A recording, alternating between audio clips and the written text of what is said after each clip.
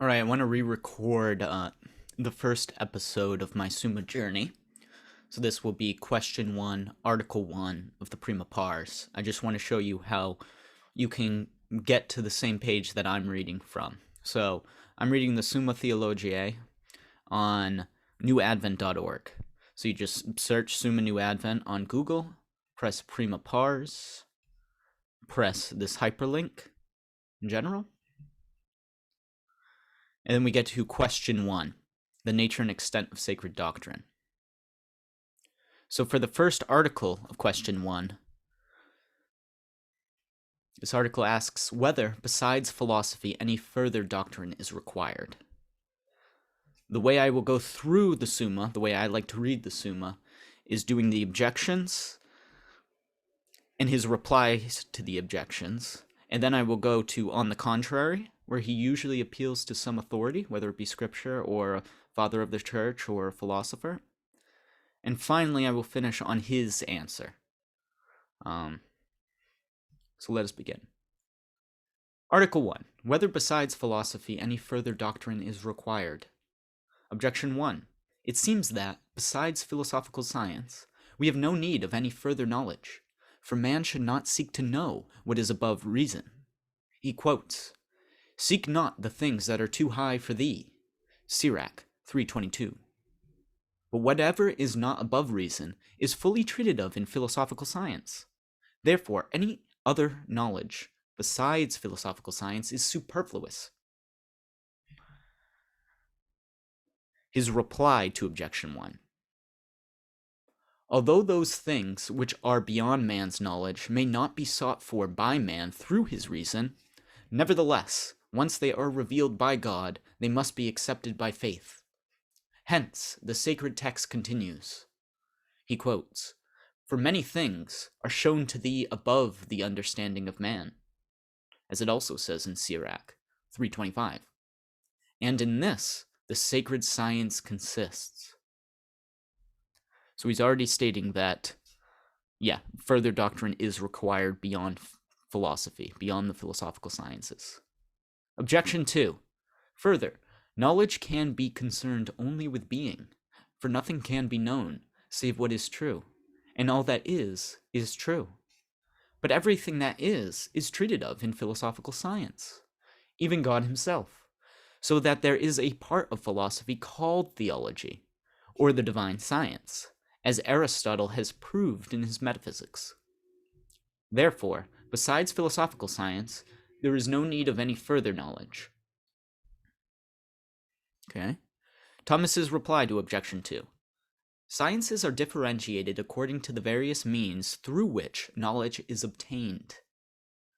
For the astronomer and the physicist, both may prove the same conclusion, that the earth, for instance, is round.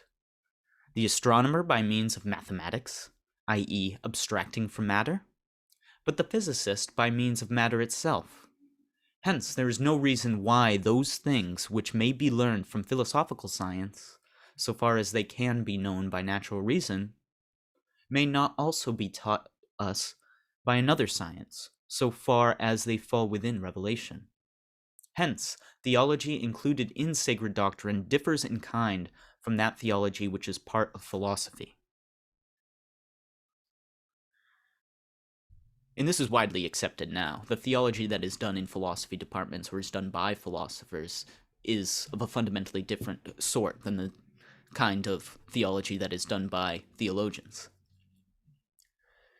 On the contrary, it is written in 2 Timothy 3:16 that all scripture, inspired of God, is profitable to teach, to reprove, to correct, to instruct in justice.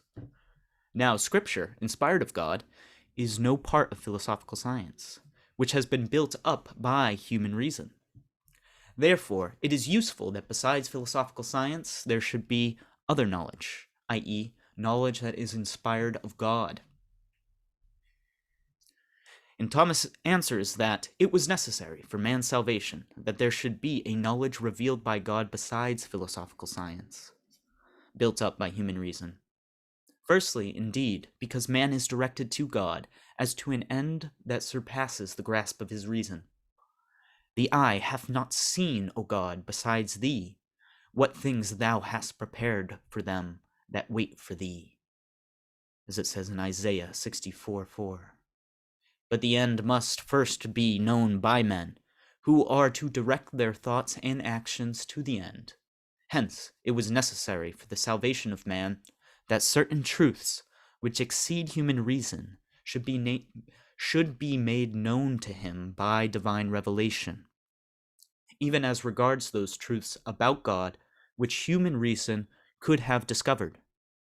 It was necessary that man should be taught by a divine revelation, because the truth about God, such as reason could discover, would only be known by a few, and that after a long time, and with the admixture of many errors. Whereas man's whole salvation, which is in God, depends upon the knowledge of this truth. Therefore, in order that the salvation of men might be brought about more fitly and more surely, it was necessary that they should be taught divine truths by divine revelation. It was therefore necessary that besides philosophical science built up by reason, there should be a sacred science learned through revelation. Yes, besides philosophical science, we need the sacred science, which is to be learned through the revelations of God, what God has revealed to us through his prophets, saints, and through his only begotten Son. Thank you for joining me on my journey through the Summa. This is question 1, article 1, whether besides philosophy any further doctrine is required. And Thomas says that further doctrine is required. See you next time.